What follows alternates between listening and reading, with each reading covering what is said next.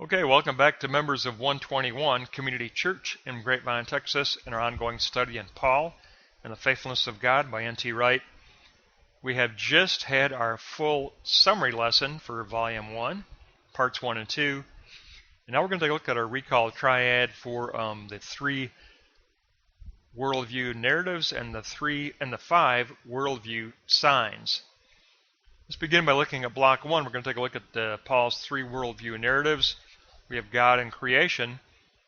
Adam's loss of stewardship is restored through Christ as covenant family who will reign in life with Christ as Kyrios Lord. Under God and humanity, through the faithful obedience of Christ, humanity has been restored to its vocation of being the light to the world, a light to the world of darkness. The narrative of God and Israel, the Messianic narrative, has rescued Israel from its enslavement of being situated between that Torah enabling and that Torah judgment by inaugurating the coming age, the apocalyptic age.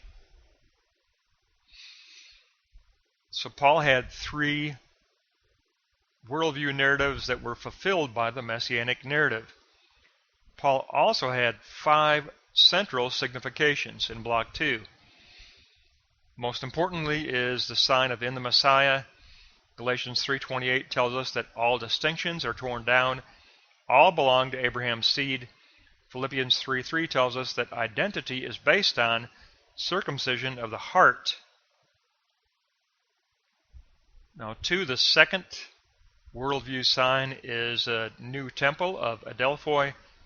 The ecclesia becomes the new and true temple of the Spirit's indwelling. Ecclesia is the light shining in spiritual darkness. Now, 3 and 4, we've got the two apocalyptic markers of cross and resurrection. The two apocalyptic markers of cross and resurrection. Eschatological life and eschatological doctrine is marked by Paul with these two central signs. They define God's kingdom, his kingdom of dikaiosune, righteousness.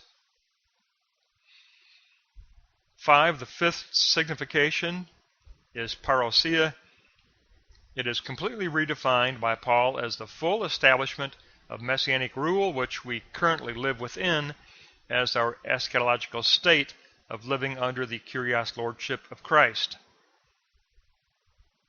Now, if you look at Block 3, the three narratives and the five signs come together redemptively to form God's worldwide covenant people.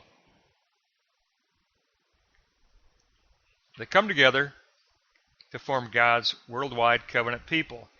The decree of righteousness within the Torah is given voice, it is given fulfillment in Jesus Christ for Paul. Cosmos renewal proceeds through the Messiah's people who reign in life for God's kingdom under Christ's Kyrios Lordship. And also the universality of Psalm 2 tells us that all nations will become Christ's heritage in the final parasya, returning advent, and then he will return over all lordship to the Father, and God will be all in all. So we get a great summary for pages 530 to 550 to wrap up all of Part 1, all of Part 2. We now have Paul's worldview, Paul's mindset. We have the foundation fully drawn together by Professor Wright. We have the foundation, so we can enter into Part 3, Paul's theology.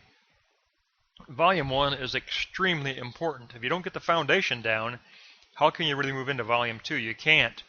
We took our time. We proceeded in depth. We addressed everything in this first volume in Parts 1 and 2. We should have a solid foundation built for proceeding into Volume 2 of this work, this masterful work. So we have a great summary here. Last lesson and this lesson both provided tremendous summary for us. And so we will pick up next time, believe it or not, we're going to start Volume 2, which will be Part 3 of this masterful work on the Apostle Paul.